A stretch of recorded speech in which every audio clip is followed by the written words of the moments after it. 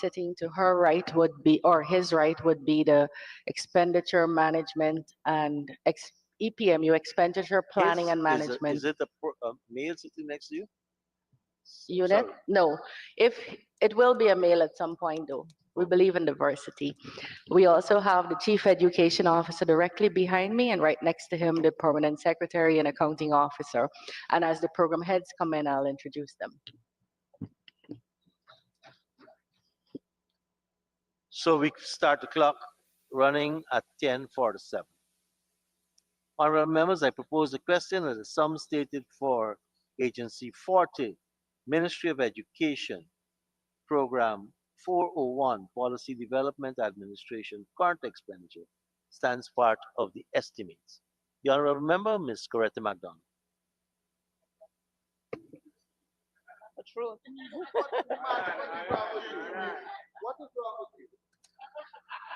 Mr. Chairman, the first question for the minister is on the program 402, volume 1, 401, sorry.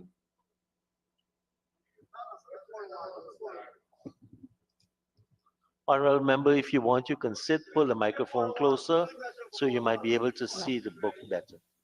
But I'd be very happy, Mr. Chair, if there's no question for 401, that we put it and move on to We'd be happy to 402. start with 401. 402, sorry. We'd be starting with 402. So then put the question for 401 then, please, sir. You can switch with Oma. Honorable members, I now put a question that the sum stated for program 401, Policy Development Administration, current expenditure stands part of the estimates. Those in favor say aye. Aye.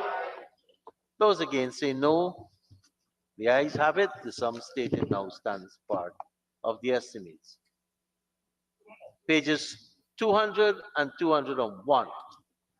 And I propose the question that the sum stated for program 402, current expenditure, stands part of the estimates. Member Coretta MacDonald. Mr. Chairman,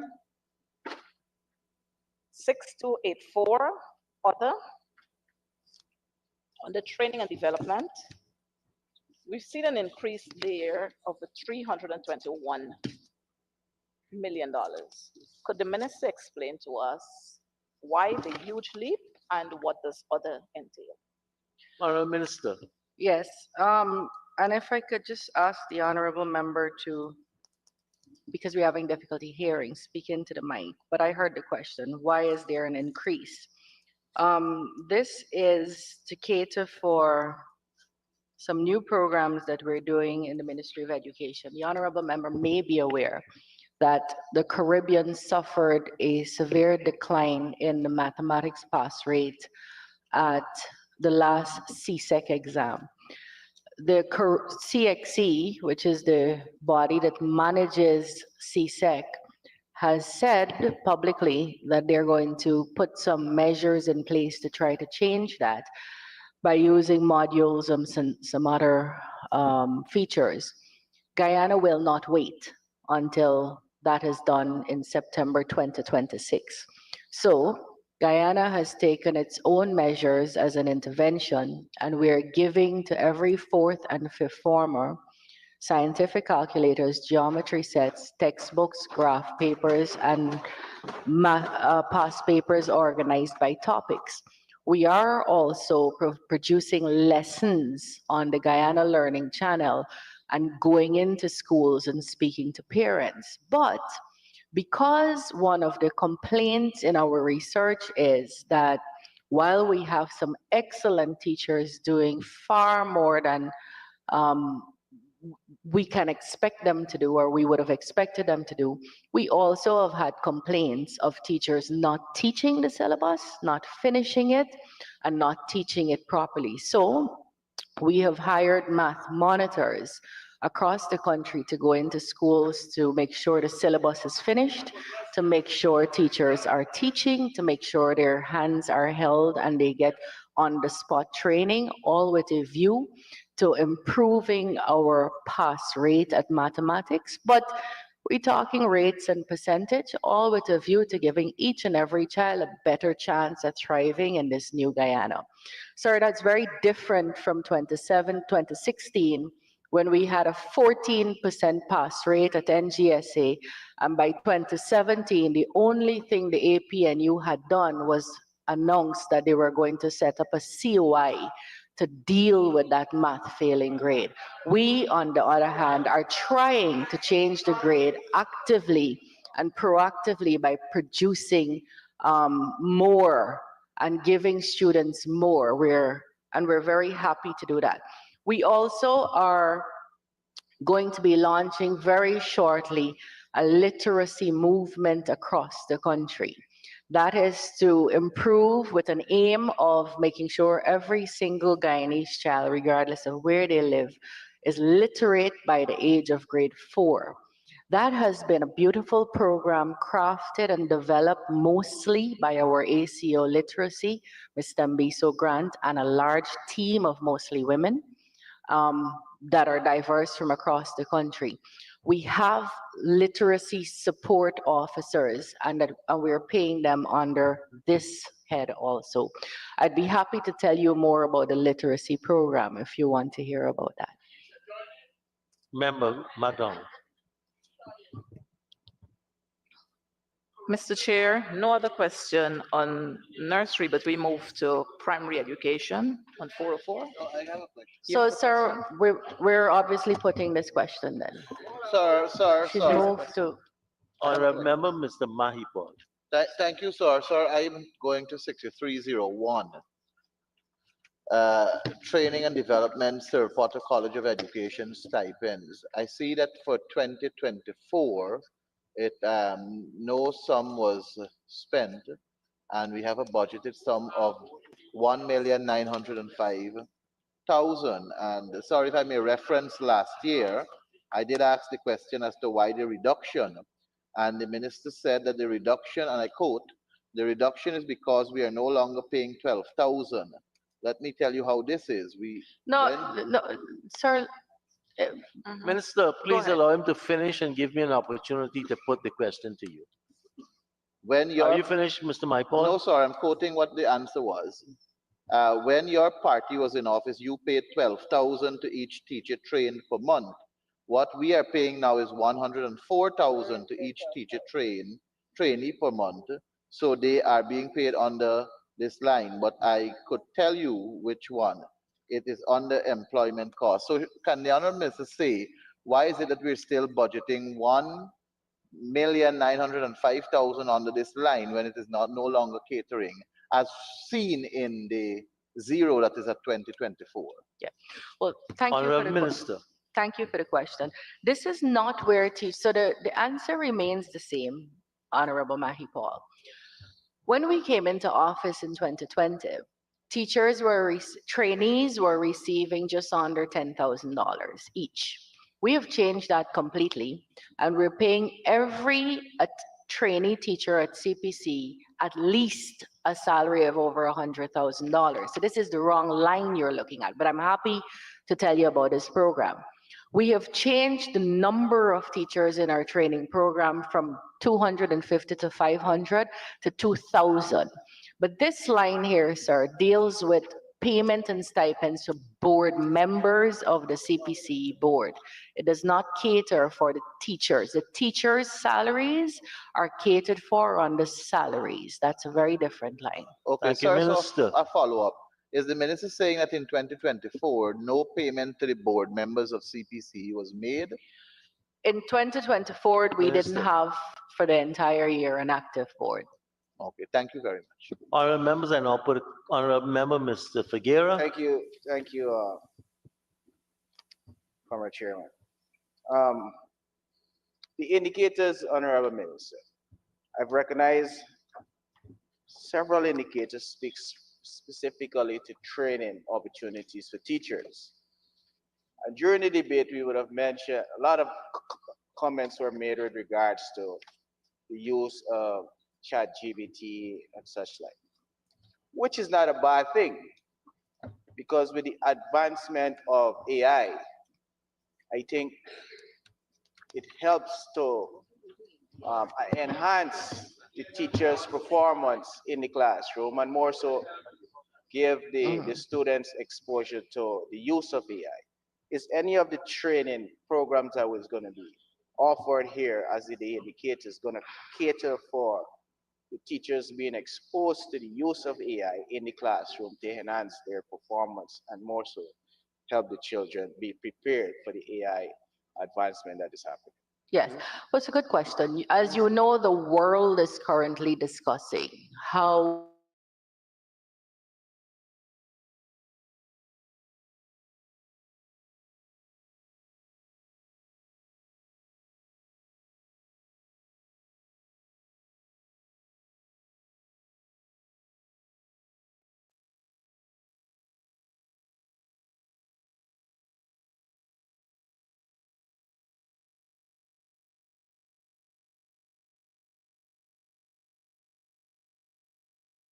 we cannot escape it.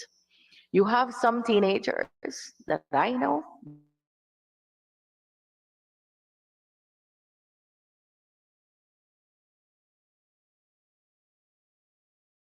they're extracting from AI what is good.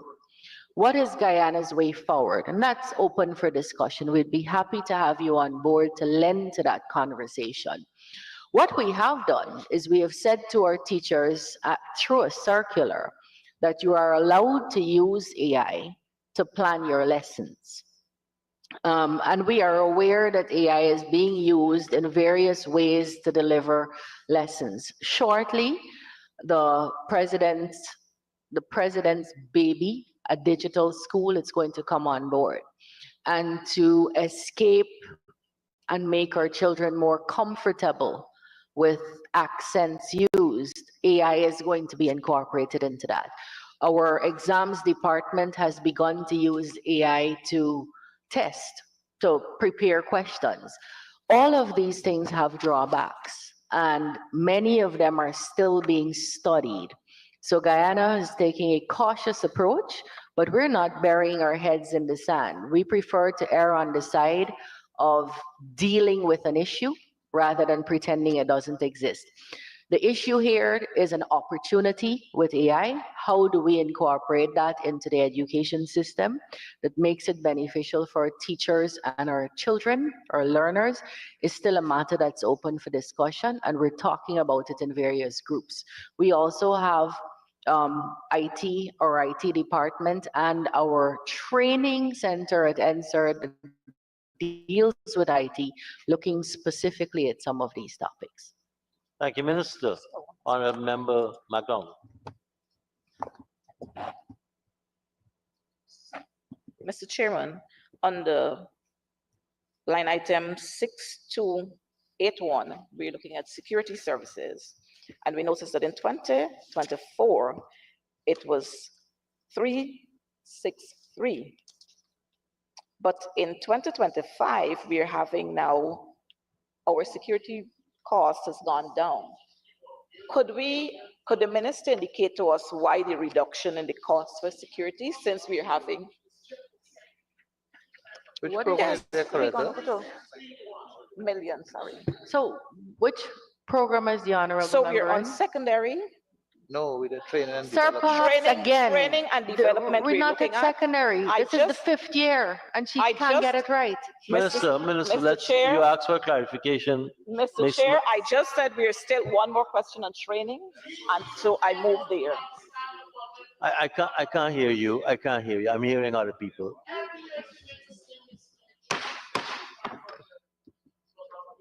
Mr. Go ahead, Chairman, Ms. McDonald. Mr. Chairman, I just asked that we have for one more question on the training. Right, we are and still development. at 4:02. Yes, so we're moving from there now. No, he got to No, we put, have to he got to put- We put were we- it asking you to first. put that, and then we'll do that. Jeez, there's like no, Honorable members, Yes. I now put the question just Thank not you, sir. sensible. Oh, Correct. that the sum stated Correct. Thank for you, sir. program 402, Correct. current expenditure, Thank you, sir. stands part of the estimates. Those in favor say aye. Those against say no. Ayes have it. The program The sum stated for this program, Three? current expenditure, stands part of the estimates. The honorable member said she didn't have any question on nursery.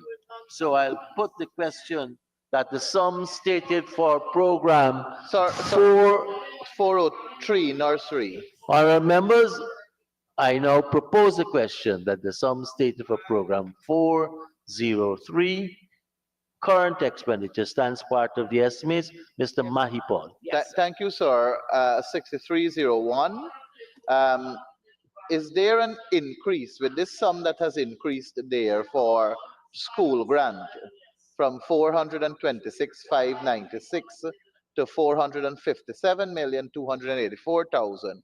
Is there an increase in the amount of nursery schools that we are catering for now in 2025 as opposed to what was catered for in 2024?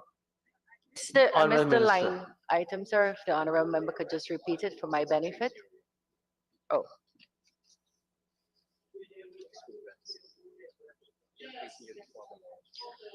so this here, Mr. Speaker, the increase is because when the PPP came into office, we met the abolition of the Because We Care cash grant. You would recall that the APNU threw it out the window, and we promised that we would restore it and we would increase it every year. Last year it was $40,000. This year it is $50,000. So the amount each child gets will go up.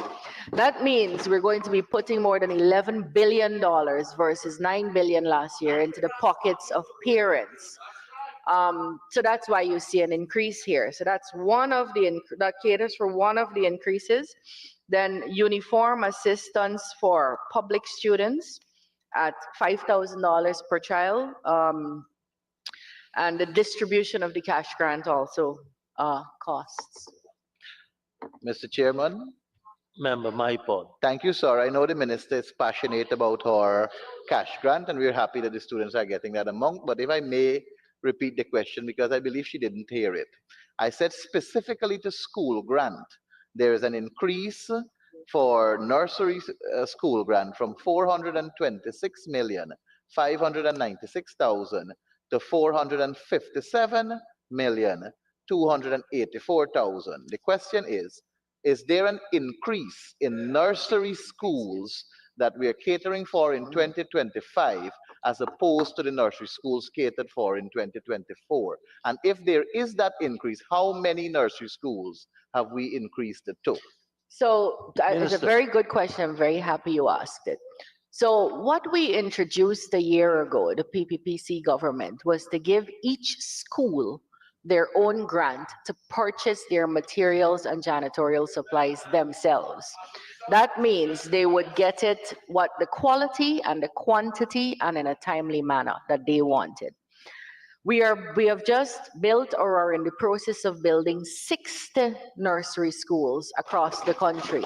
60. Many of those will be finished in this year, and so we'll have more schools to give the grant to. I'm sure you're happy to hear that. As a result of which, you see actually more money happening, being placed in this line. Now, Mr. Mahipal, that does two things. It puts a untruth to the statement we heard that schools were not getting enough supplies in the House during the debate, and that they had to scrunch for supplies. It makes that a total untruth, because schools are now getting their own resources to buy their own janitorial and stationery supplies. If someone came into this House, and the Honorable Member MacDonald did come into the House and read that, then she clearly does not know what's happening in the schools. Secondly, teachers used to complain that they would have to use money from their own pockets to provide these grants. And the truth is, that is the truth. The good teachers use their money to provide things. Perhaps Mr. Cox is one of them. They no longer have to do that because we are providing this grant for teachers to get the materials they need. Thirdly, Teachers would ask parents to provide Dettol and toilet paper and cardboard and crayons. We no longer have to burden parents with that because the PPPC government is providing it to each and every classroom. So that's why you see that increase there. Honorable member, I now put a question that is some Mr. stated. Speaker, Honorable member, Ms. Nima Flew Best. thank you, Commissioner Chair. Just a follow-up to what the minister said. Schools normally have to do, they get the pricing and so because they will get this grant. Now, if you give the school the grant and the prices increase, is there a mechanism? Is there a mechanism at the Ministry of Education where the school could actually come back and get any additional monies? Minister? So the each child on each school gets for each child $4,500 per term on the coastland. And because we try to serve equitably in the hinterland, because things are more expensive, each school gets $5,500 per child.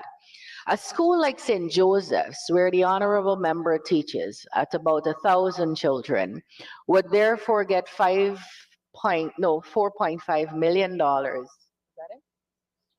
per term that they didn't get before. Now, is that enough? What is enough? What is enough? We believe it is enough because we have priced what is needed. Zero is what your party gave. We're giving 4 or 5 plus for national schools, which the Joseph's High School is. They get $1 million extra, or 6 form schools. If a teacher wants to be objectionable and wants to make herself a problem in service, nothing will be enough. But we haven't received that complaint from teachers. We have had teachers who have pretty much said to us they're very grateful for this grant and that it's working for them. And that's how we consult before we decide what we're going to do. Thank you, Minister.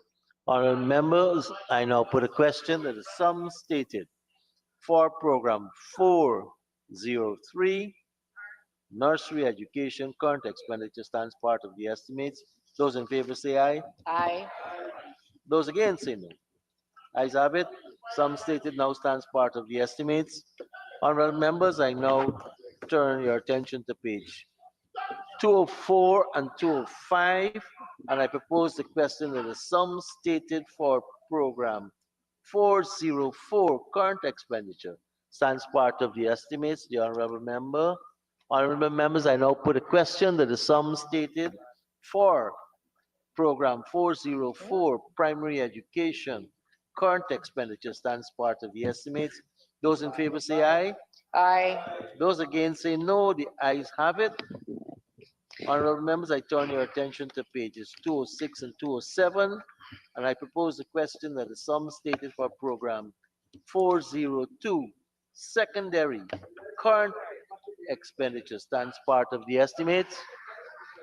Honorable members, I now put a question that the sum. No, sir. Honorable member, Mr. Mahipo. Sorry. Secondary education.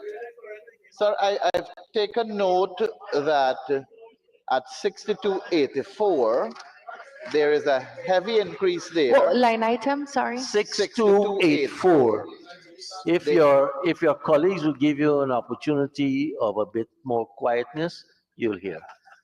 Yes, sir. That line has increased from $234,009,000 to $1,255,370,000. A very big increase. Can the honorable member please provide us with an explanation for this huge increase?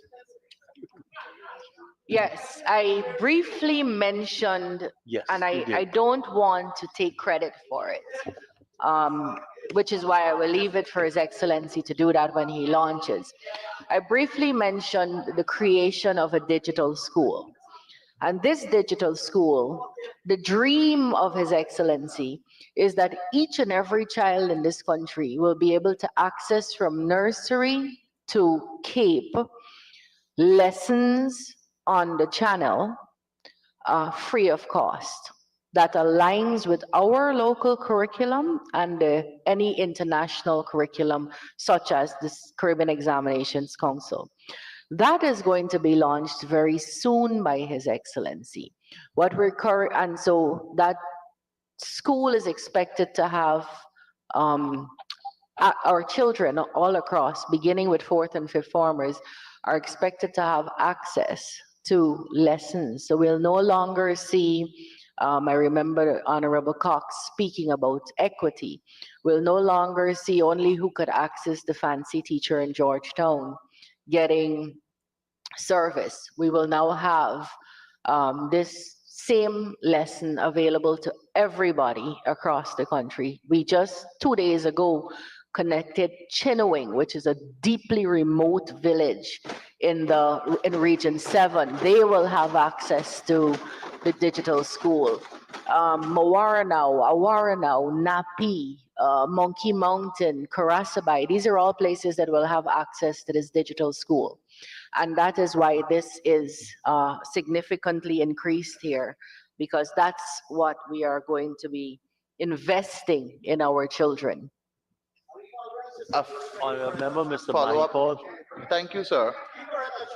Sir, may I ask? Also, teacher, Mr. Mahipol is on the floor. Honorable Member, also, I'm very happy to, sorry, sir, may I? I had already turned over the floor to Mr. Mahipol. You, Okay. May I I? didn't finish the answer, sir.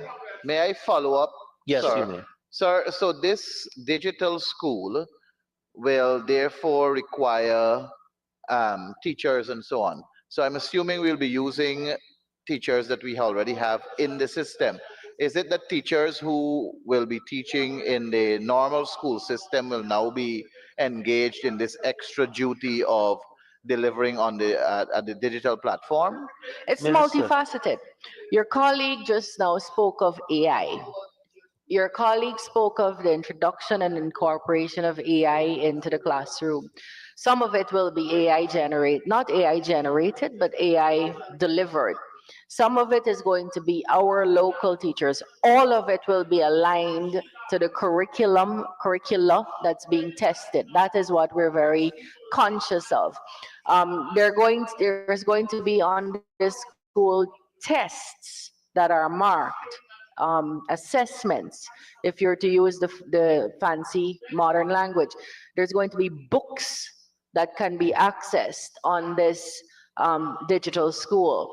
There's going to be, and of course, as you may be able to imagine, it's going to be uploaded to a place where children can refer to it later on. So it's not only live, it's going to be available as a pre-recorded school also. Thank you, Committee Chair. Another Mr. follow-up Mahipol. with your permission. Thank you, sir. Sir, so the local teachers that will be used to execute this digital school, is there a criteria in terms of how you will select specific teachers for specific subject areas? Because you would agree with me that we have very competent teachers from Region 1 to Region 10. Minister, So, Mr. Mahipal, we always look for our best. We don't always see them close to us. So you wouldn't be seeing some of your best teachers close to you, or some of the country's best close to you. But I will tell you this, we are going by advertisement, and we have already placed an advertisement asking for people to come forward. And the system knows the expert teachers who are not only good in the classroom, but who are good at training. There may be a really good teacher who could review the content of someone's video, but hates with a passion going on camera. So there are different nuances to this. And I want to assure you that We are very keen on two things, getting expert work and having the content aligned to our local and international curricula, because it's very important that we don't teach things that, or that we fail to teach things that will be tested. So we're very careful about that. Sir, my final Mr. follow-up, Mahipal. please. Thank you, sir. May I ask the Honorable Minister, so the fact that an advertisement has already been placed means that there is the conclusion on the honorarium or stipend or probably a salary, I don't know, for the teacher that will be engaged. May I ask if it's one standard salary or honorarium or stipend across the board for all teachers participating? If not, is it separate and what is that amount? No, it's not fixed. It's an assumption you're making. It's not fixed. Like I told you, this is very heavily nuanced. The person who has to create the content may get more than the person who presents the content, may get more than the person who reviews that presentation. It's not, it's very nuanced and it's not settled as yet. All right, thank you very much, Mr. Speaker. Member McDonald. Mr. Chair, on the 6281 security services, we noticed that in 2024, the cost for security was 363,575,000. And then in 2025, we noticed the security rates are now. I'm cost not there hearing is- the honorable member, sir. I don't know if you were hearing. Yeah. Some of the members are challenged with respect to the mic and then looking at the book. So you may need to come closer to the microphone, MP McDonald. Mr. Chair, are you hearing me now? No, that's better. Good. So we're looking at line item 6281 on the security services. In 2024, our security charges there, the sum allotted was 363,575,000. In 2025, we recognize it went down to 325,050,000. So we're asking, what is the reason for this? Since we recognize, especially in Georgetown and other secondary schools, there's been theft. And so what is the reason for this? Honorable No, Minister. no school, at no school has the security been lessened. At no school. This is enough to cover our contractual arrangements without changing the number of teachers at the school. Do we have challenges with security companies who say they will send 6 and send 1 or 2? We do. And we're dealing with those as they arise. But this is adequate to provide for the security without lessening any numbers of guards at all the schools in Georgetown. Thank you. Member McDonald. Yes, Chair. Mr. Chair, I noticed under the indicators, or indicators there in volume.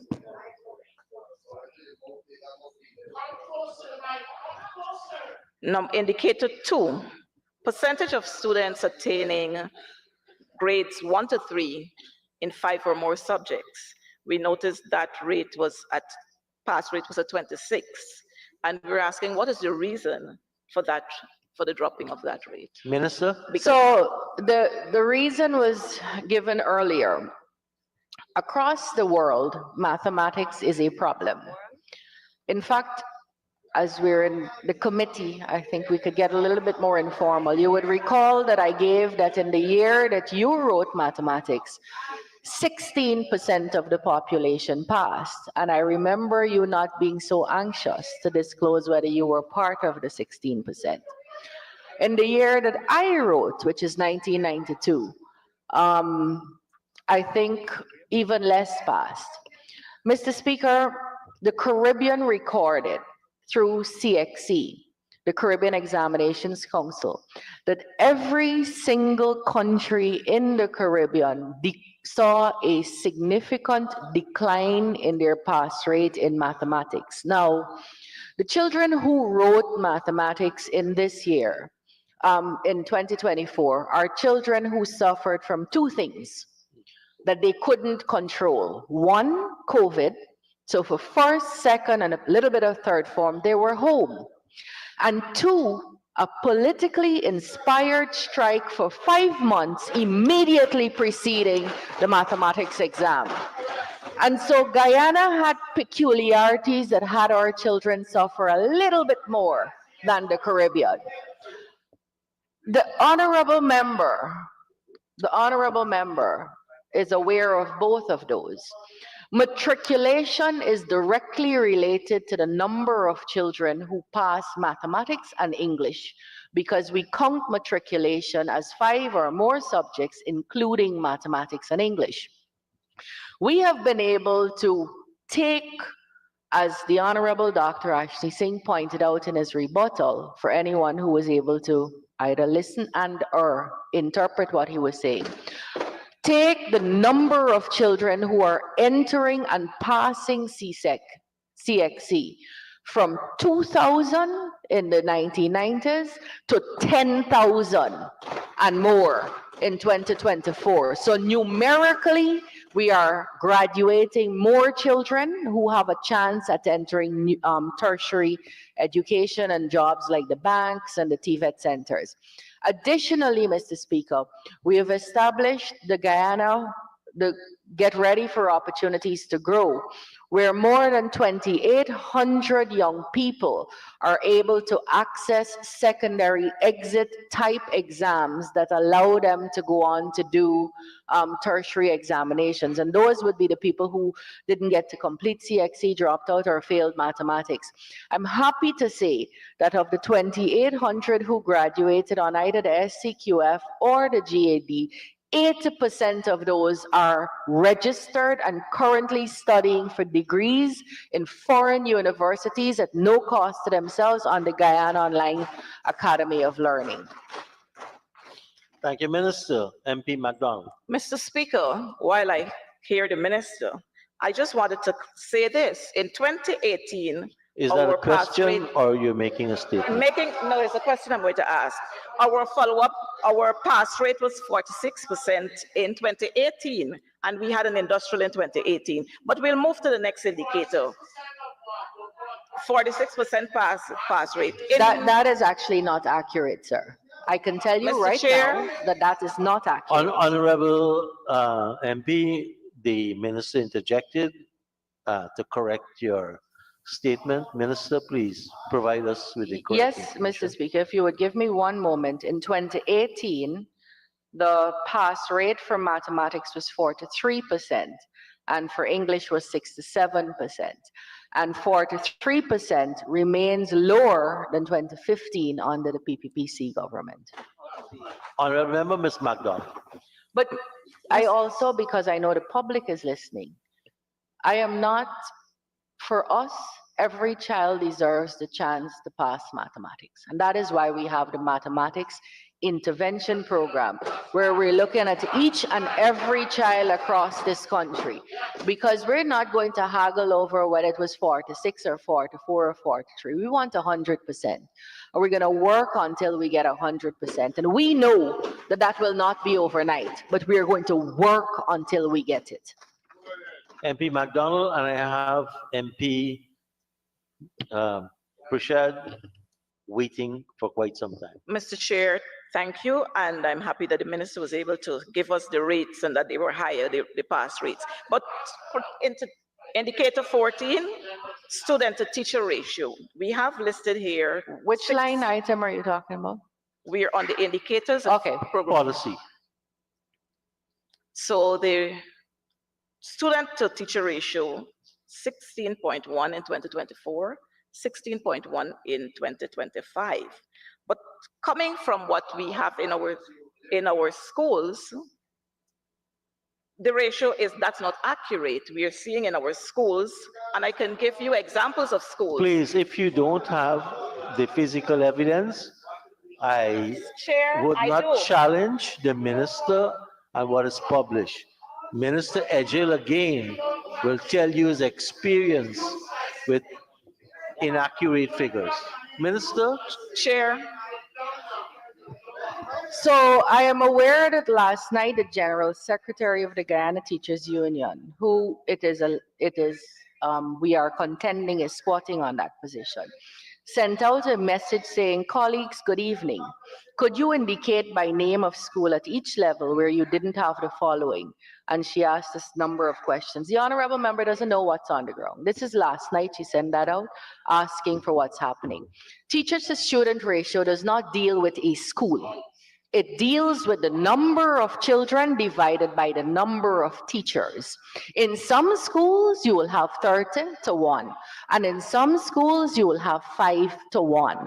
And then you will have an average out. I wouldn't ask you to try to understand that now, but play this back later on and go and figure out what averaging out means.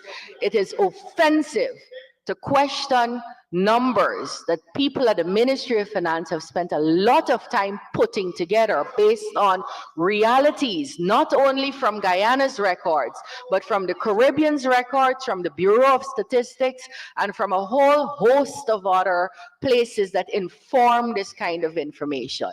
So that's how student-teacher ratio is calculated for this purpose. I will say this though, Mr. Speaker, that we are currently on a major expansion program. If you pass the East Rumveld Secondary School and you take a picture 3 years ago, East Rumveld Secondary had one L-shaped block. It now has 3 other blocks. 3 other blocks. That means we will have more classrooms. So you could take a classroom of 30, 35 or 40 and split it into 2, and you now have a lower student to teacher ratio. You got 20 to 1. When we came into office, the St. Rose's High School was broken down, demolished since 2017, and there was a failure, neglect, and or refusal to rebuild it. We rebuilt it last year. That means we now have more classrooms to divide the children up.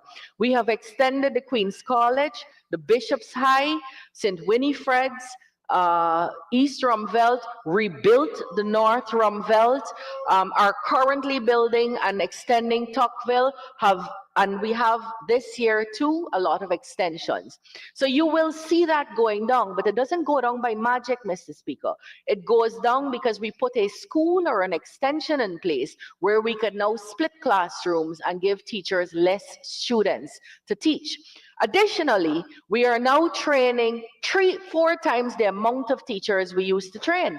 So we now have more teachers in the system. When the Honorable Member's Party was in office, the highest number of teachers they ever graduated out of CPC was 535. We graduated last year 1,700 teachers out of CPC.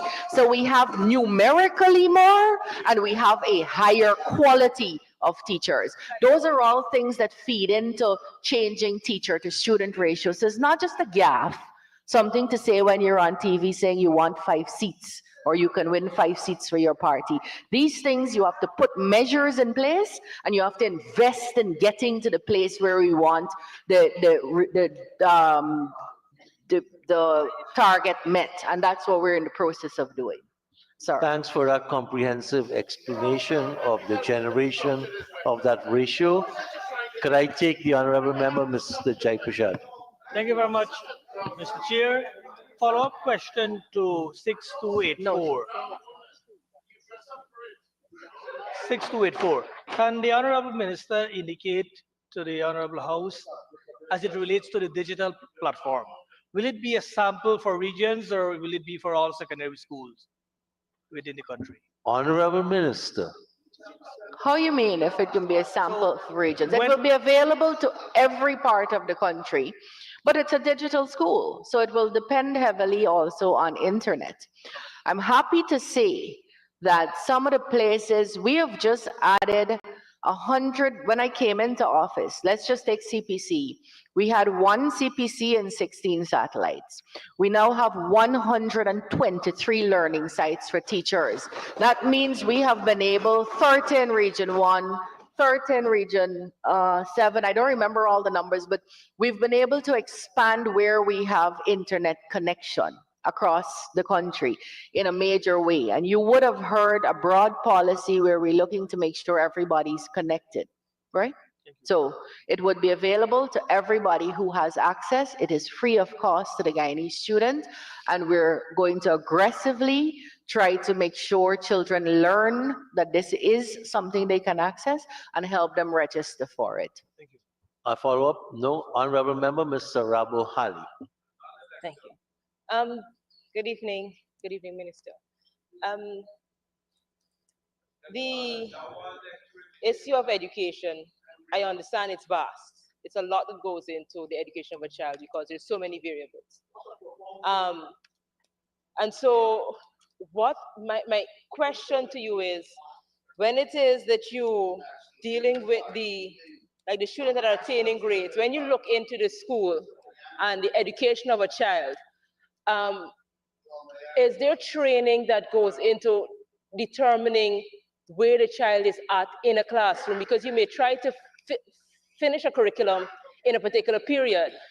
3 students get it, 2 don't, but you still have to figure out how to get to those 2 that didn't get that term. Right. So how are you training our teachers to understand that maybe a child has ADHD, maybe the child, it needs a little bit more than they're currently getting you understand what I'm trying to say? I understand perfectly what so you're saying, ma'am. how are we working with teachers to get them to understand the different And that is issues? why, Honorable honorable Minister. member, sorry, sir. It's a bit rude to interrupt the person while they're making the statement and asking the question.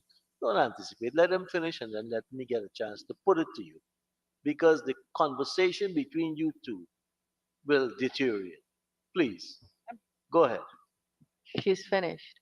Anyway, um, the question is one of the challenges, not only in our system, in the education system generally, because and the countries that do better are the countries that have very small numbers of children so that you can receive in each classroom.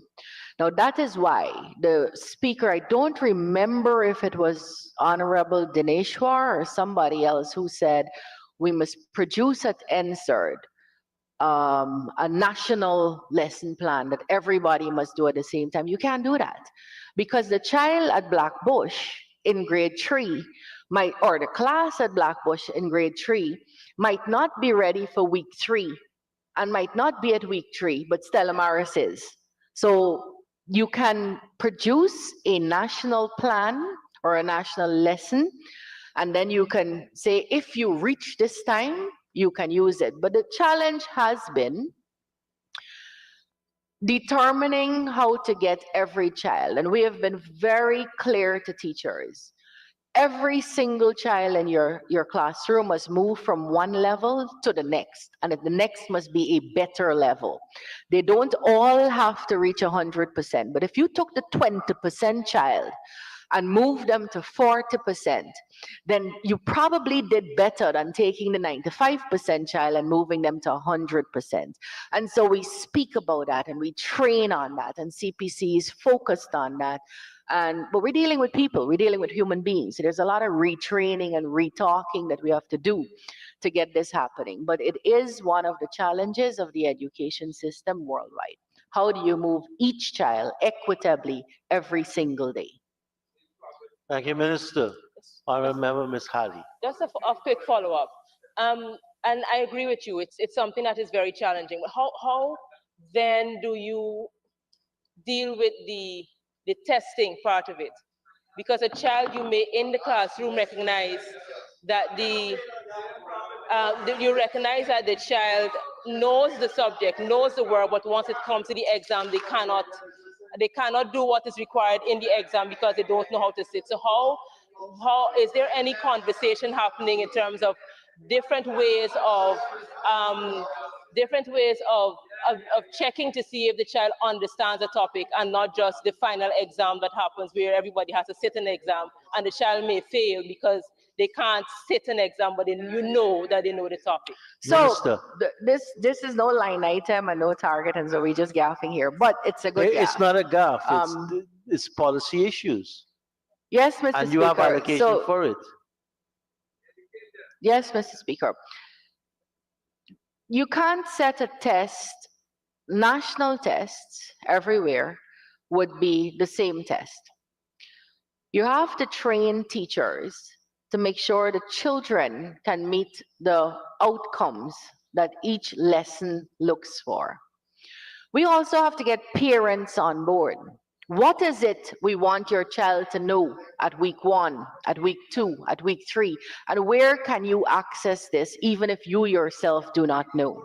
So this is a very complex issue. It's not one that is easy. We can say, and in fact, a policy decision that is heavily criticized by the APNU, although never was changed by them in all the 5 years that they were in office, is what they call the automatic promotion policy. And the reason that policy makes sense is you can be a child, let's say in first form, who gets 80% in mathematics, 80% in English, 10% in music, 5% in art. You either hate the subject, you hate the teacher or something. And so your percentage was below 50% and we kept that child back just because they didn't pass whatever you consider pass to be. So the better thing to do would be to promote and remediate. And so that's what we do.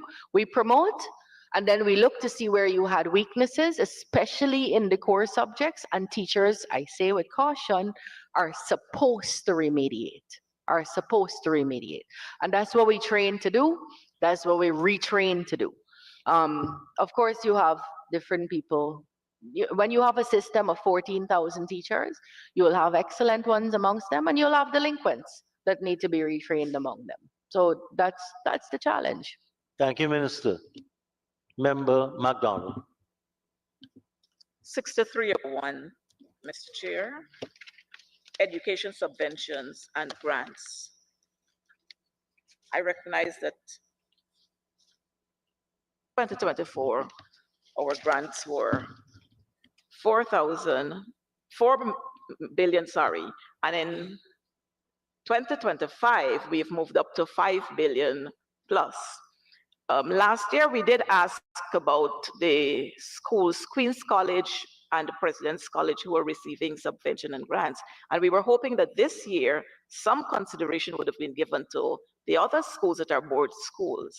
But I'm not sure this is happening. Could the minister explain? So this is not, so the President's College is guided by an act of Parliament. That means a law of Guyana. That was brought about by the APNU's celebrated LFS Barnum. It is, and former president of this country. It is, so that subvention is given because by law, we have to.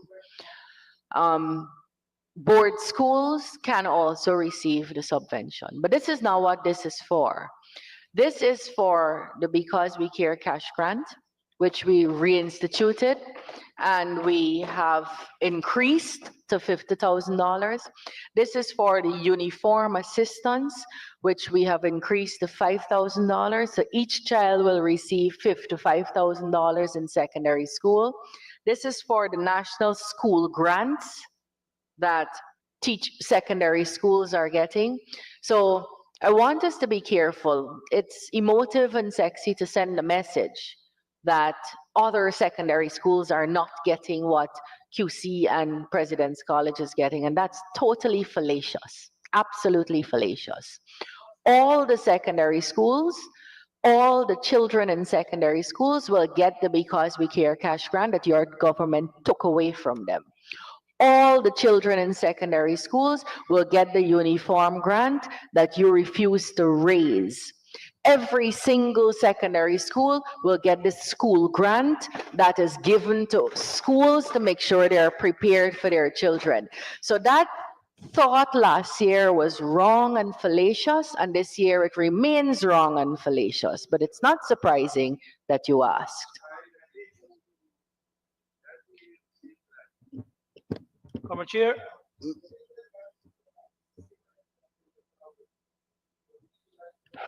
Go ahead, Honorable Member Jai Thank you very much.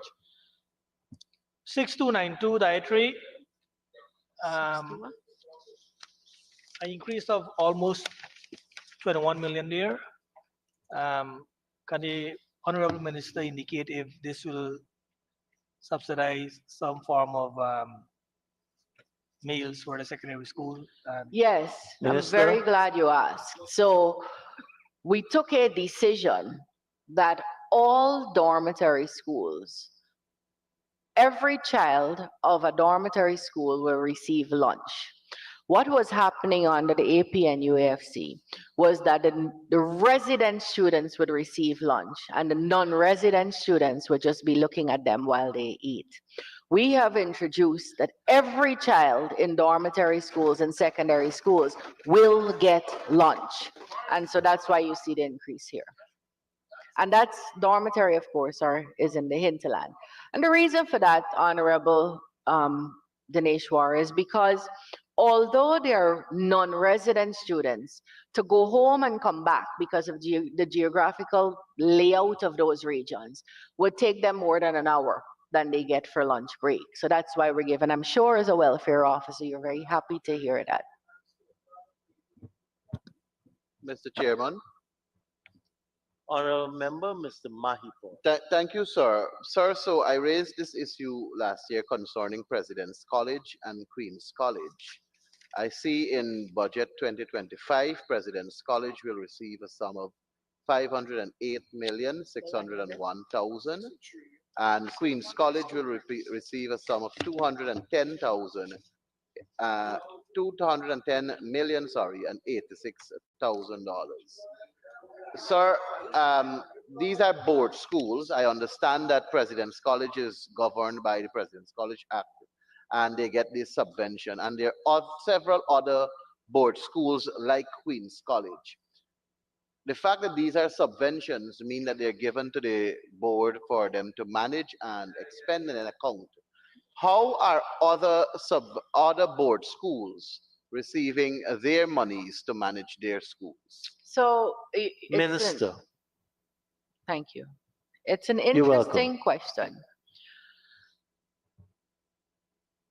If you were to ask Queen's College if they want to stay a subvention agency, you might be surprised at the answer, because the majority of this goes to their salaries and staff. So when we give them this, we do not pay their teachers for the rest of the year. The college pays the teachers. And most of the money is finished in salaries and gratuity and pensions and all the other things that they have to pay out in that line. It's the same thing with President's College. The question you're asking is, why aren't we doing it for other schools? Right now, there's no difference in what teachers enjoy. When we give this grant to Queen's College, they pay their teachers the same thing we agree with the union that teachers will be paid.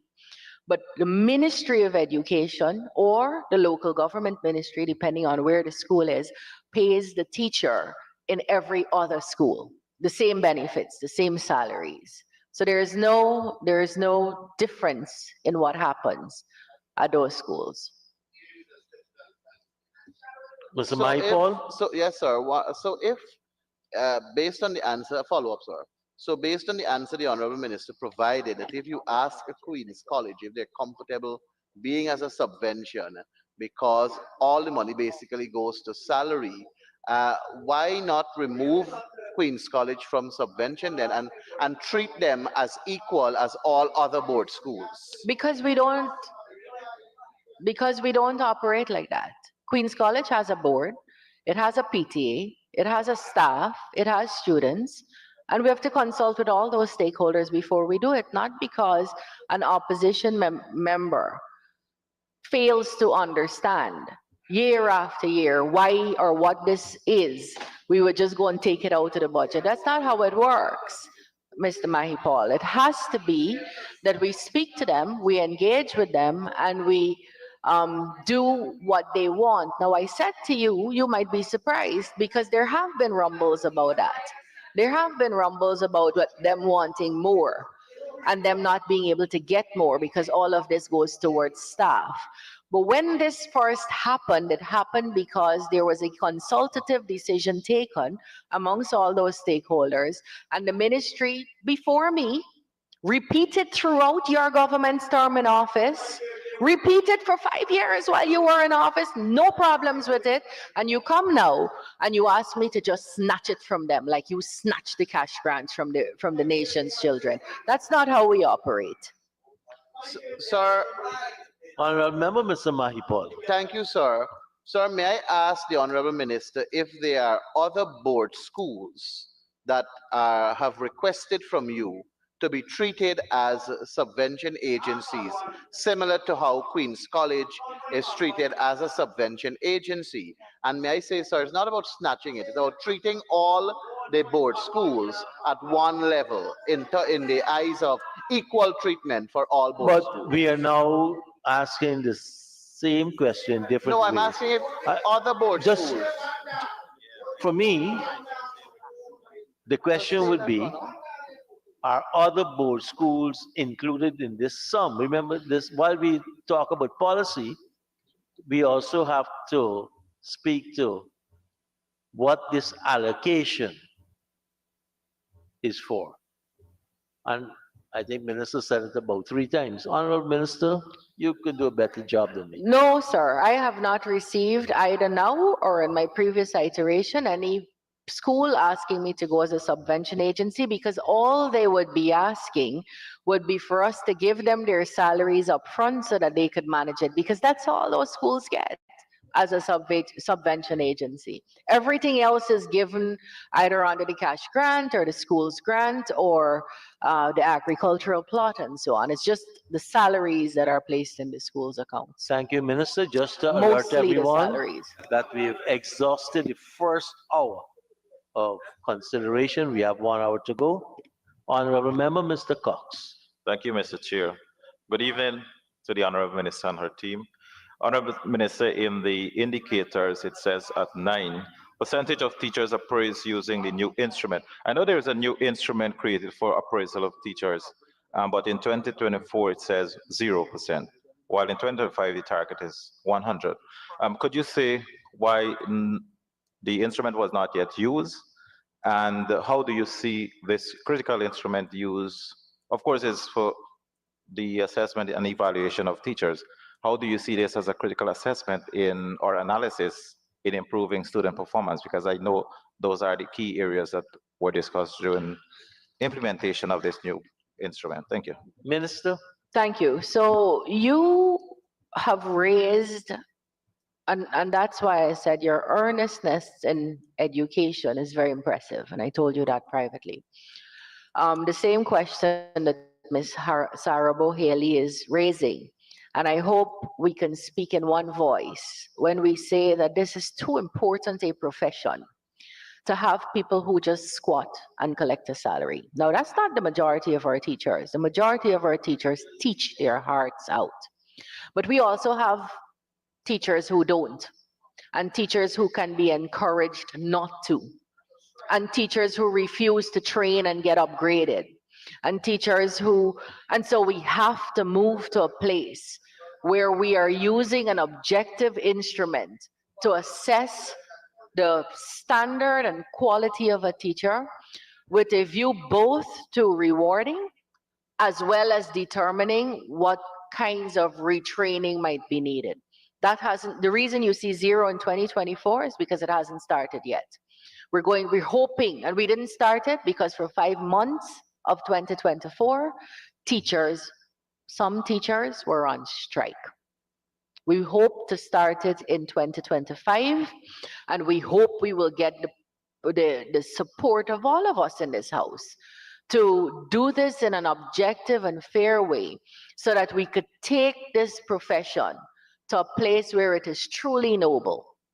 That will mean, Honorable Cox, that the system is going to have to develop a way of cleansing itself, like other professions do.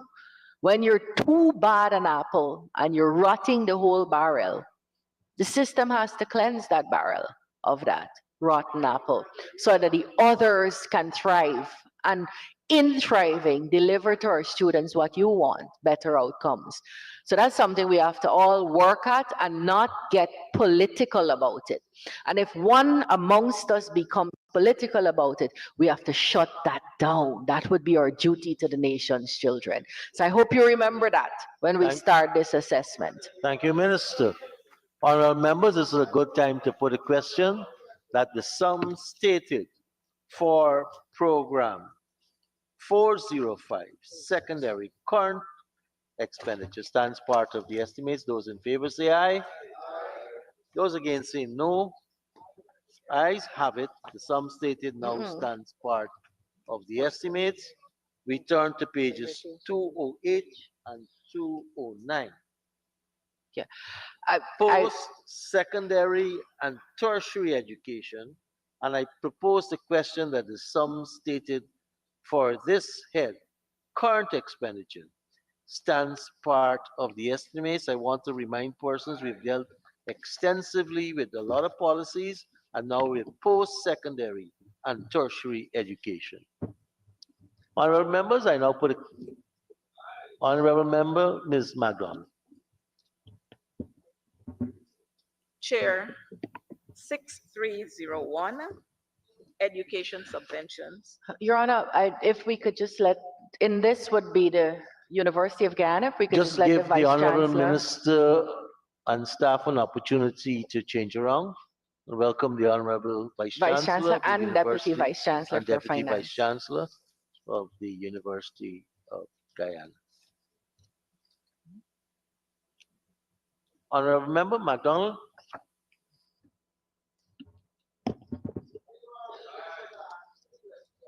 Committee Chair, Mr. Chair. why is Ms. McDonald is meeting? Honorable Member Jai Prashad. Yes, sir. 63 6301, sir. Honorable members, we're trying to hear Pandit. Honorable Member Jai Prashad. Thank you very much, Chair. Can the Honorable line item 6301, 630. education subvention and grants. Can the Honorable Minister give an aggregate as to 14 plus billion in disaggregate as it relates to tertiary? I can't, I'm not hearing you. 6301. Uh-huh. Can you disaggregate the amount to the Honorable Minister, Yes, disaggregate. so the Adult Education Association, sorry, um, it's There is a along- listing at the back of the book with respect to the subventions. from here. Honorable Jai Prashad, you want a further Yes, please. disaggregation? So of I'd be that? happy to disaggregate. This Council for Technical and Vocational Education and Training, CTVET, $108 million. The Guyana Industrial Training Center. This is also on the 467 of the budget Yes, book, sir. I mentioned that to him and he indicated that you could now move on because he will check. Oh, okay. I'd be happy to list it though. Honorable Member, Mr. Mahipal. Thank you, sir.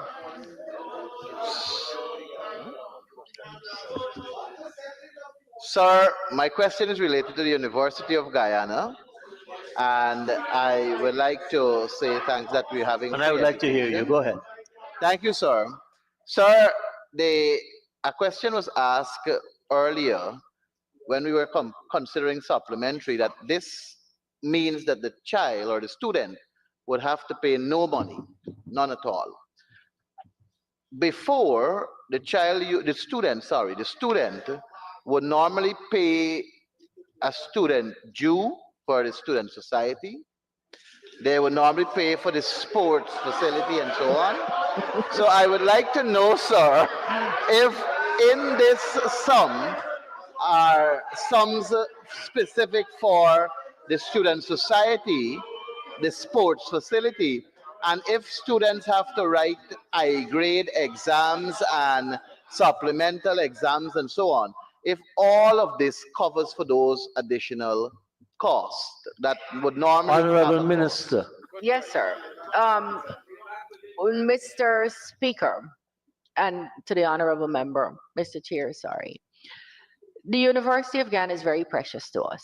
the University of Guyana was established by Dr. Chetty Jagan, the PPP's founder.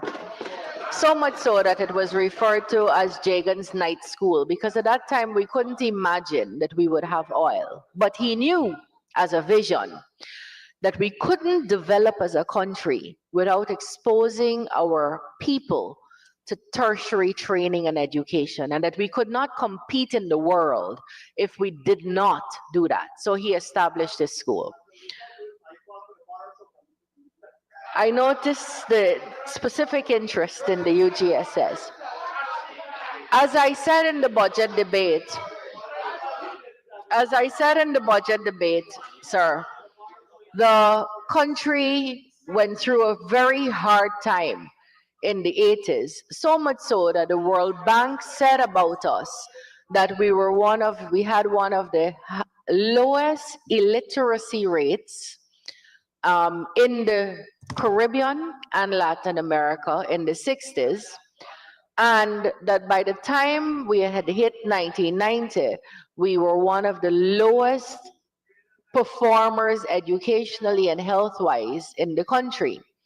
As a result of which, the World Bank said that if quality service were to be given, fees had to be introduced. So fees were introduced at the University of Guyana.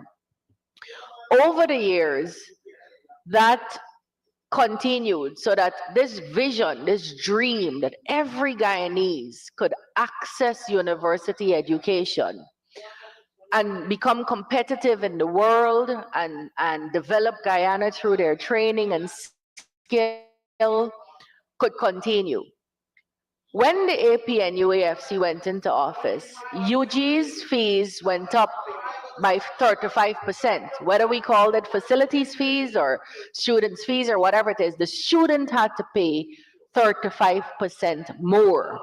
This is at a time when the AP and UAFC was earning $90 billion a year more in revenue than the PPP was earning when it was in office and did not raise fees. In our request and plea to the people of the country, when we went to them to say, give us your confidence, give us your vote, we're going to look after you. One of our promises was that we would forgive the debt of students we'd find a pathway to write off the debt of the students who owe the University of Guyana, and that we would make university education free of charge. And I'm very happy to say that, as usual, before the end of the term, we are fulfilling that promise by making the University of Guyana tuition free, facilities fees free, and so the student doesn't have to pay that.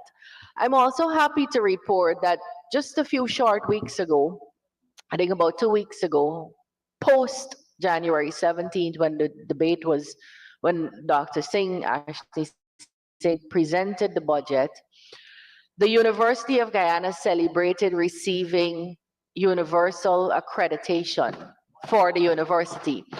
And the Vice Chancellor is here, and she must be commended for that, because that would have been a lengthy process. And Dr. Hudson, the Executive Director of the National Accreditation Council, is here. And so I'm very proud of both of them for that. And at that event, the Vice Chancellor was very emotional about the issue. I think we have it on recording. Said very clearly, and I'm paraphrasing, that all governments had supported UG. Support is different. But that this budgetary allocation of $13.2 billion would change what UG means and how they had to scrunch for funds. And this is the best support that they have received. And I'm happy to say that all the recurrent requests have been met that were asked for, have been met by this budgetary provision. Now that is, to answer you, a long answer, but to say that tuition will be free, there will be no facilities fees, but we also have to have, in any university, I note your deep interest in the UGSS fees, you're going to have expenses that will not be included in this free university education.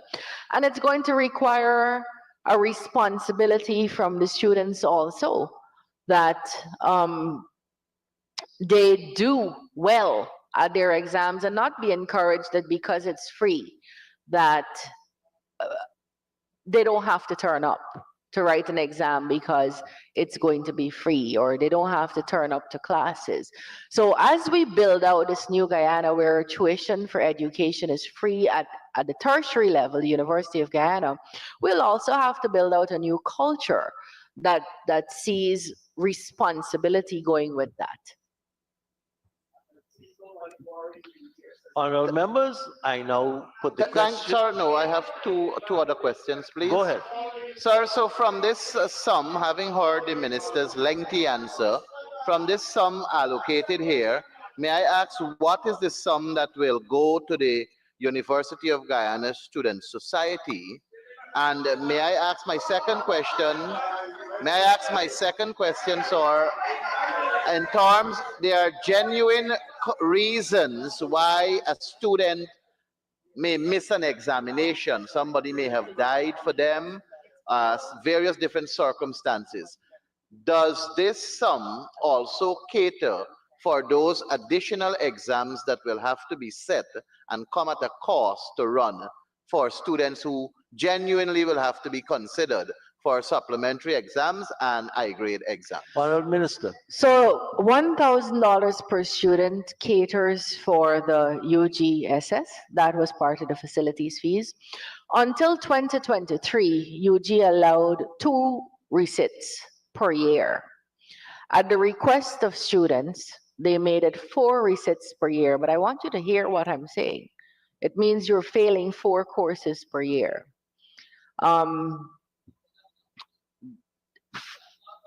It means Minister, a go ahead. student. You don't have to answer him. He's not on the floor. No, but I would like to correct myself also. It means that for whatever reason, a student did not complete 4 courses, whether they failed it or they didn't turn up for it. In most countries, there are accompanying fees for things like that. In most countries. If you're going on an expedition to check the sand in Barbados versus the sand at Leguan, and it's not a part of your course, or even if it is, that may not be something considered to be in your fees. What I can say to you is that the PPPC government has given to the University of Guyana, which is established by statute, everything they asked for under their recurrent budget, every single cent. And so that is going to be used by the University of Guyana. I was going to give you a direct quote from the Honorable Jordan, where he said that the $2 billion that he allocated for them in 2017 would have to be carefully used and responsibly used by a university who needed $13 billion at the time. I am saying to you that every cent that the University of Guyana sat down and thoughtfully asked for under their recurrent budget is provided by this government through this budget. Sir, one other Thank you, question. Minister. One other question, please. Go ahead. Sir, in terms of salary increases for the staff at the UA and UB staff at UG, may I ask what percentage is being considered from this sum allocated for 2025? Honorable Minister. So the government announced a 10% increase.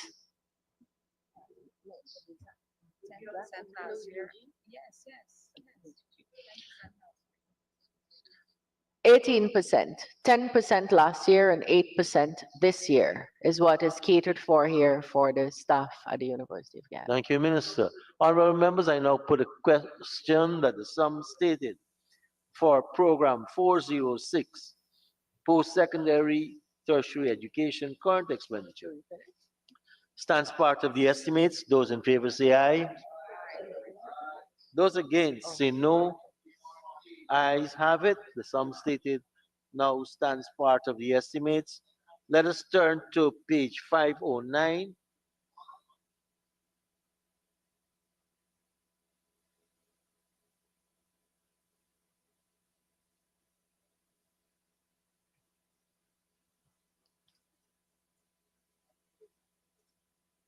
And I propose the question that the sum stated for program 401, capital expenditure, stands part of the estimates.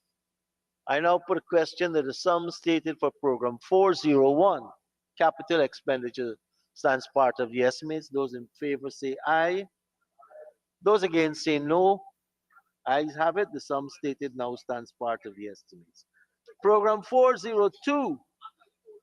I propose the question that the sum stated for program 402, capital expenditure, stands part of the estimates. The honorable member, Mr. Mahi Paul. Sir, thank you very much. Just allow me to turn to my 165.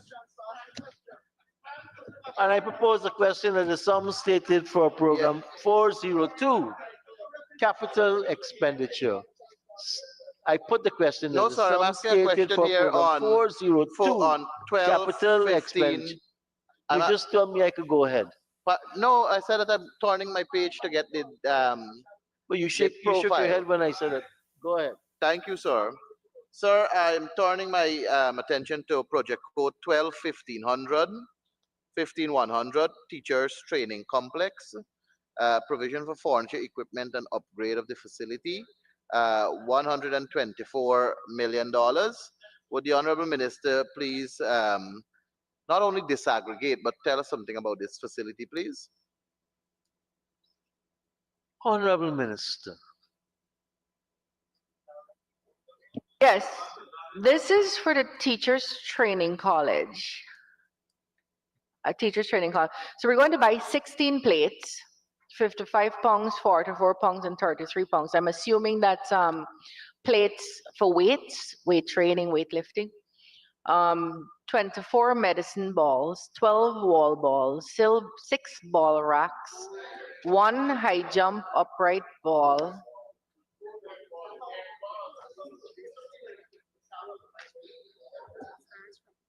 Oh, so yes, so let me continue with that and then I'll turn back the page. 4 portable floodlights, 16 hurdles, 5 AC units, 12, 20. So we're doing a gym for or trainee teachers. 5 AC units, 20 filing cabinets, 10 desks, 4 drawers, 12 microwaves, and we're going to be doing 2 industrial gas stoves, 2 freezers, 40 desktop computers, 6 smart boards, 4 violins, 4 keyboards, 5 Congo drums, 6 bongo, 10, 10 microphones with speakers, 1 PA system, 5 guitars, 1 drum set, 6 maraca shakers, 2 acoustic guitars, 6 conducting batons, 1 steel pan set, 4 triangles, 20 music stands, 22 dumbbells. So I'm happy to say that this gives you a fair indication that we've just introduced to the CPC a music program because we have a shortage of music teachers. And this is what we're buying so that we could train our teachers well, so that they're able to use or to teach our children on what we hope would be a 5 priority extracurricular program when they get into the schools. Honorable members, I now put the question that the sum stated for program 402, capital expenditure, stands part of the estimates. Those in favor say aye. Those against say no. Ayes have it. The sum stated now stands part of the estimates. Program 403, nursery education capital expenditure. I propose the question that the sum stated herein stands part of the estimates. I now put a question that the sum stated for program 403, nursery capital expenditure, stands part of the estimates. Those in favor say aye. Those against say no. Ayes have it. Sum stated now stands part of the estimates. Program 404, primary education capital expenditure, I propose a question that the sum stated herein stands part of the estimates. Honorable members, I put a question. Honorable member, Mr. Magdon.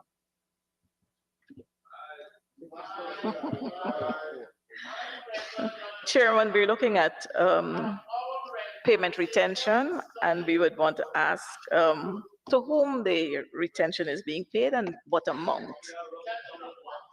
Which, On the Page 5. nursery, we're looking at nursery education. no, this is not nursery, madam. That's finished. We Primary. voted, we passed that. Primary. 403, sir. Primary.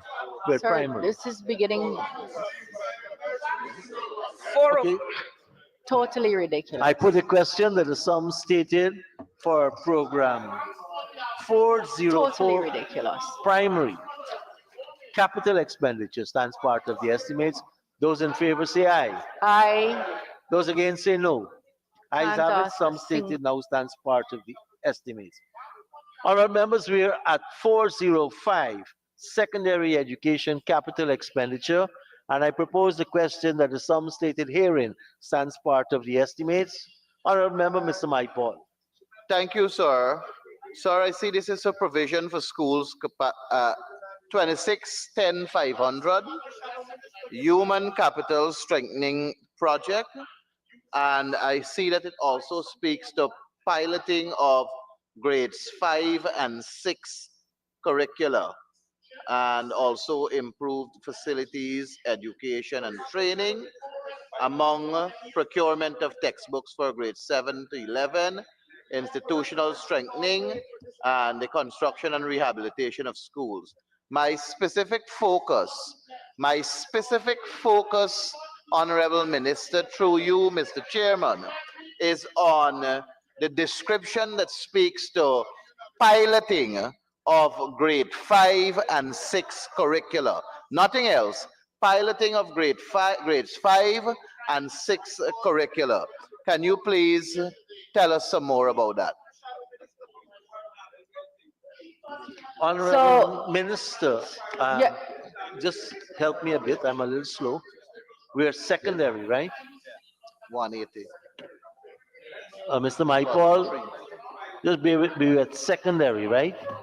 Pardon me, sir? We're at secondary here, Yes, secondary, but and grade 5 and 6 it's is captured in it. I don't know is if it's a captured. mistake. Minister, please.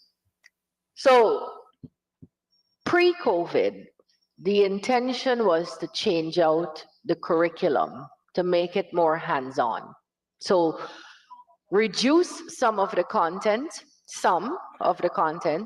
while making sure that we were on par with our Caribbean brothers and sisters about what they were learning, and make sure that the teaching learning process had more practical engagement. So you'd see more tools, you'd see more equipment, you'd see more manipulables. Then COVID hit us, and it hit us after we had already piloted grades 1 and 2. We continued piloting, but the children who are writing grade 6 this year were in grade 1 when COVID hit. So COVID still has an impact, although we're not wearing masks and we're not distancing, it has a huge impact and continues to have an impact, a prevailing impact on the education system. The children who will write NGSA in 2025 are children who are in grade 1 in 2025, and they stayed home for 3 years, grade 1, grade 2, grade 3. So we cannot introduce to them a new curriculum piloted, or we could not introduce to them a new curriculum piloted at that time. We have to introduce it in bits and pieces, and it will begin later in this year. Remember, Mr. Maipol. No, sir, I'm good there. Thank you. Honorable members, I now put a question that the sum stated for program 405, secondary education capital expenditure, stands part of the estimates. Those in favor say aye. Aye. You Those fight against with say a no. PA, Ayes have it. a Sum personal stated assistant now every day, and stands can part ask of a the single estimates. question. Honorable Can't members, ask a I single now question. propose the question that the sum stated for program 406, post-secondary slash tertiary education capital expenditure. And I propose the question that the sum stated herein stands part of the estimates. Honorable Member, Mr. McCoy. Honorable Member, Ms. MacDonald. Sir, Question, Kwame. Kwame, Chairman, we're Hon- looking at Go ahead, reference Honorable Member. 182, and we're on the post-secondary tertiary education, and we're looking at provision for upgrading of facilities. Could the minister say to us, could the minister indicate to us the facilities that we're looking at upgrading, and what exactly are we going to be doing with those facilities? Honorable What Minister. upgrade? Sir, we just passed that program. That's program 5. The honorable member has gotten it wrong again. Whole day, every day. Post-secondary. Post-secondary, we're at, Post-secondary. We passed oh post-secondary. gosh. There's no provision for facilities on the post-secondary, sir. Honorable Provision members, we are at 406 post-secondary Exactly. tertiary. Honorable members, I now put a question that the sum Sir, I have a state- question, please. Sir, we are at line I have a question. Post-secondary. No, you, So on the post-secondary for the University of Guyana, Turkine, 16,000, the sum of $225 million for the upgrading of the facility and payment of retention. May I have ask what are the additional work that will be done at the University of Honorable Guyana Minister. for the sum, and how much money is for retention? right. Honorable Minister. Yes, thank you, Your Honor, Mr. Chair. There will be the rehabilitation of the NBS dorms, the rewiring of the FAF building, the rehabilitation of the FNS annex, rehabilitation of the senior common room building, remodeling and rehabilitation works, FNS mushroom house, electrical upgrade and civil works, old registry building, construction of fire escape for NBS halls of residence, rehabilitation of the SABI roof, and at the the Tain campus, there will be the construction of a 2-storied building for classrooms and laboratories at the Johns Science Center. Thank you, Minister. Honorable members, I now put the question that the sum stated for program 406, capital expenditure, stands part of the estimates. Those in favor say aye. Those against say no. Ayes have it.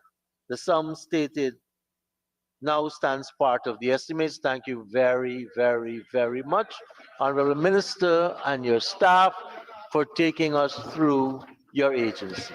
Thank you very much, Mr. Chair. And I want to say that this is a team that I know put in a lot of work this week. I want to say a big thank you to them and their staff who stayed back and worked to get this done. They clearly expected more. I also thought it would be a good time to introduce the country to our newest Deputy Chief Education Officer for Administration, Ms. Tiffany Harvey, who was here sitting next to me at the program 2. So thank you all. Thank you very much. Now invite the Honorable Minister of Culture, Youth and Sport and his team to take us through Agency 44.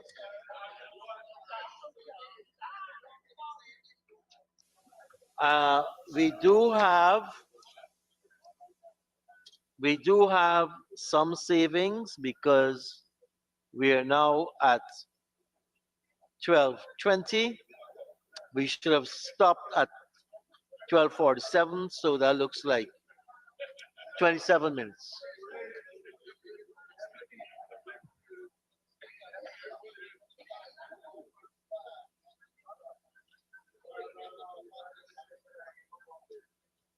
Honorable members,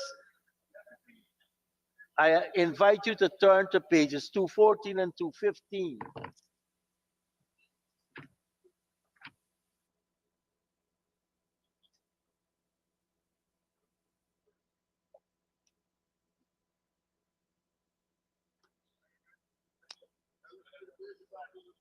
And I propose a question that is sum stated for Agency 44, Ministry of Culture, Youth and Sport, Program 441, Policy Development and Administration, current expenditure, stands part of the estimates.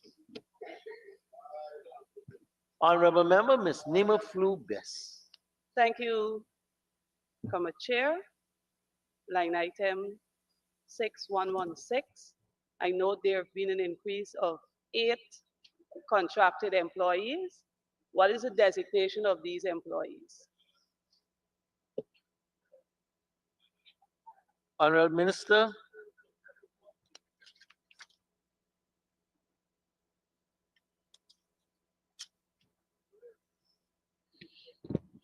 Thank you very much, Comrade Chairman. Thank you very much. Honorable Minister, if you're challenged, you can sit and No, pull the I'm okay. microphone. I like to stand. I like to stand. Yes, thank you very much, Well, Comrade then if you're Chairman, and handicapped. thank you very much, Honorable Member, for the question. So you have, well, the variance in the line, which I'll include into positions. 6 employees relocated from 6111, 1 procurement manager, 1 assistant secretary, 1 technical assistant, 2 administrative assistants, 1 confidential secretary to 6116, 2 appointments. They're finding it difficult to hear. You may need to Let me sit down and then. pull the mic. I like to stand though. I don't. Yeah, I like to show I the know you're house the handicapped respect. because of height. No, I like to show the house the respect. I was saying that the variance is a Better. result of 6 employees relocated from 6111, 1 procurement manager, 1 assistant secretary, 1 technical assistant, 2 administrative assistants, 1 confidential secretary, 2 appointments, 1 administrative support officer, 1 accounts clerk, along with the 10% increased salaries, allowances, and gratuity, vacation, entertainment, duty, responsibility, etc. Thank you, Minister. Honorable Member Nima Flu Bess. Thank you, Chair. Line item 6242, maintenance of building. I note there's an increase. Was there a new building added to this line item?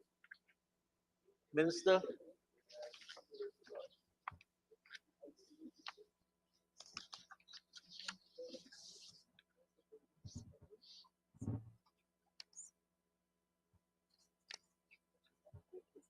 $6,242. Yes, there's a slight increase of 1.6 million. But there is no new building that's added, Comrade Chairman. The building is old and it needs repair. In fact, it falls under the protection of the National Trust, and there is particular kind of rehabilitation work that has to be done, which tends to be a little bit more costly. But it's important for our heritage preservation, and it's also required as part of what we do when we rehabilitate these buildings that fall under the protection of the national heritage. Member Flu Bess. Volume 2 indicators. I note that number of policies developed or updated for culture, youth, and or sports. 2024 was 1, and in 2025 it's 2. So can the Honorable Minister state if the culture and sports policies work was completed? No, the cultural policy wasn't completed. The sports policy was. However, we never got the opportunity to do the consultation at the sports conference. That, along with we opened the process up for a academic review, which we did, and we had that completed as well. That's something that the National Sports Commission had made the recommendation before we go to consultation. So we did that. And then also the academic sightings. That was also something that was very important, that was raised in the discussions that we had. We wanted to make sure that the references, the bibliographies, etc., that they were appropriate as well as accurate, because we wanted to make sure that when the document it goes out to the public, that it must reflect a very high standard, which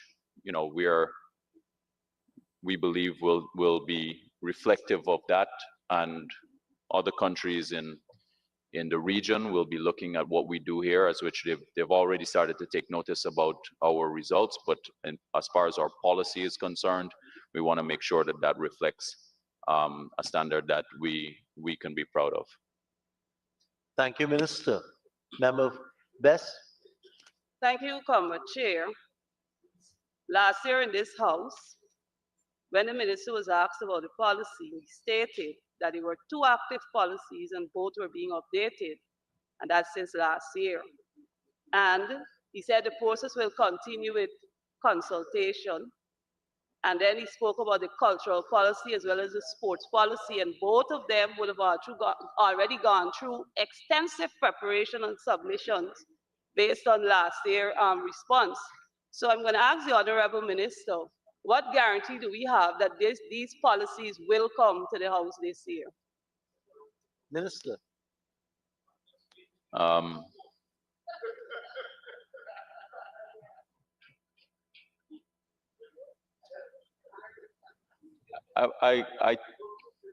don't want to give the honorable member any guarantees, but what I'm certain about is that the sports policy is completed and will be published and will be presented, and it's a document that must happen, and especially given the fact that we've seen how the meteoric rise that, especially in the last 4 years, 3 years or so, of our sports men and women.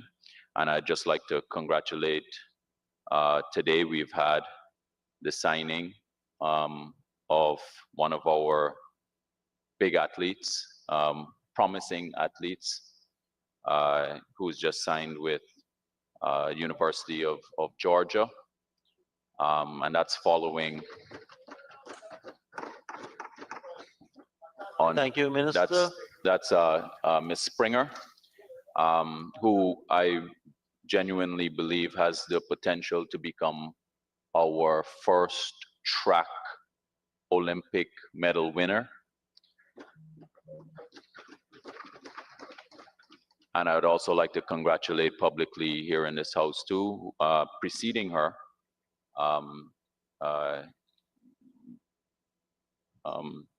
Austin, who signed with Louisiana. These are top-rate universities that were scouting our talents here, in addition to the fact that we were able to see that they secured deals with major shoe companies and brands as prospects for the future. So that's just something I just wanted to say parenthetically. Thank you, Minister. Comrade Chair. Before I proceed, let me also congratulate Malachi Austin and Tiana Springer. I know that they're athletes that will shine from their dedication, their skills, and their talents.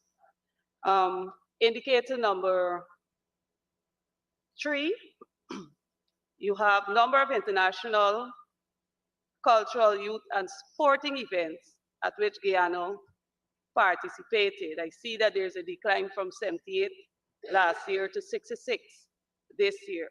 Can the Honorable Minister say what regional competitions we will participate in 2025? Minister? Well, here is listed as 66, so I can't say what regional competitions will be because it's too long of a list.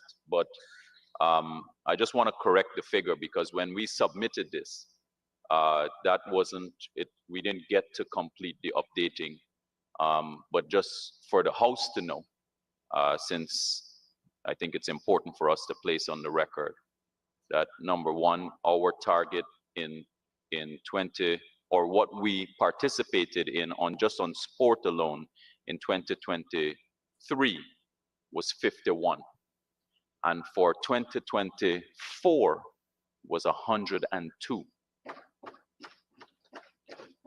And for the combined areas, which is culture, youth, and sport, in total, it's 108. Member So, Best?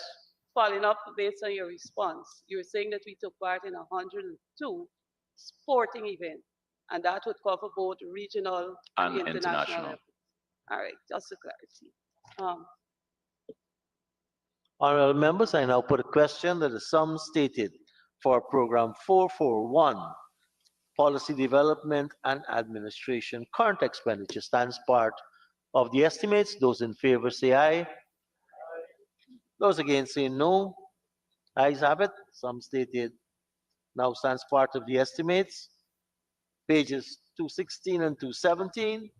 And I propose the question that the sum stated for program 442, culture current expenditure stands part of the estimates. Honorable member, Nima Flubes.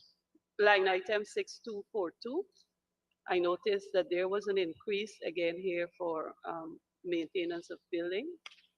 Does this reflect a new building added or the same set of buildings being maintained? Minister? So the answer is no new building. Member Best? Thank you, Comma Chair. Line item 6255. Maintenance of other infrastructure. Does this sum, allocated sum, covers the preservations of records and artifacts? No, man, infrastructure. The word infrastructure. So this wouldn't fall under that area. Okay. Looking at the indicators for culture, under which line item is the cost for preservation of records and artifacts located? You're asking. You want the minister to. I don't, because I asked you if it's that other 6255, you said no, so I'm asking. No, it doesn't work that way. Minister, please help the honorable member. I'll need to know. So I'll put the question as the minister will indicate. I put a question as the sum stated. Mr. Speaker. Mr. Speaker, I'm not finished. Sorry, go ahead. Indicator number 5. Updated legal framework in areas pertaining to the preservation and conservation of our heritage. Is there any plan to update the copyright legislation? No, not in this year. So just let me speak about this a little bit because last year we were able to complete 2 bits of legislation. Well, one that we passed in this House, which is the World Cup Act, and then we laid in the House as well the horse racing legislation, and we completed the review and redrafting of the National Trust Act, and we also had as part of that, the a collaboration as well as a cooperative approach where they participated in the review. This is the Commonwealth Heritage Foundation, which has an engagement with the King's Trust, where they're doing some, they're creating some different areas of projects and preservation with the Office of the President, but this is linked to what we're doing. And the National Trust also participated in a number of their areas of collaboration so that it's not being done in silos. So the answer is for indicator number 5, we will be tabling this year a new national trust legislation. It will be under a different name, but it's a new national trust legislation that we'll be tabling and passing, but it also caters for the incorporation of the heritage element, where we're working with the Commonwealth Heritage Foundation and the King's Trust Foundation as well. Thank you, Minister. Honorable Member, Mr. Chair. Mr. Jones. Thank you. Line item 6322, subsidies and contribution to international organization. I note where there is the International Center for the Study of the Preservations and Restoration of Cultural Property. There's an allocation of 268, but we note the revised was only 87. And for 2025, our request is there again for 268. Could the minister indicate what would have occasioned the reduced sum instead of the entire lot? Yeah, so I'm advised that this is based on submitted invoices, not dictated sums. So that is the reason for the reduced expenditure. All right, so am I to assume that the submitted invoices speaks to $87,000 as a payment that we would have had to make to this international organization? And if so, I'm advised yes. Right, and if so, based on those invoices that we had to submit, why is it now in 2025, instead of it being 87,000, we put it back at 247? Minister. So whatever the subsidies and contributions have been, we don't reduce that. We maintain that as a standard sum. Chances are it can increase, but it's very rare that it will go down. The sum is stated to the international or to the organizations, but at the same time we have requirements in relation to how we spend money, so we have to follow a process. So noted, but taking into consideration what you just said, Mr. Minister, that very unlikely it would reduce, but in this case, in 2024, it was reduced. No, based on what was submitted. Right. But the allocation itself wasn't reduced. Gotcha, noted. Just below that, there is the International Cultural Council of Archives. There is a allocation of 247, and we see in the revised sum it's 0. Right. I'm advised that this is because there has been no invoices submitted to us. Noted. Thank you. Thank you, Minister. Member Flubes. Line item 6284, order. Can the Honorable Minister say if from this allocated sum, the Institute of Creative Arts will get funding? Minister. Yes, thank you very much, Comrade Chairman, and thank you very much, the Honorable Member. So the answer is yes, but it's a very important opportunity to speak about the Institute of Creative Arts and why the concept first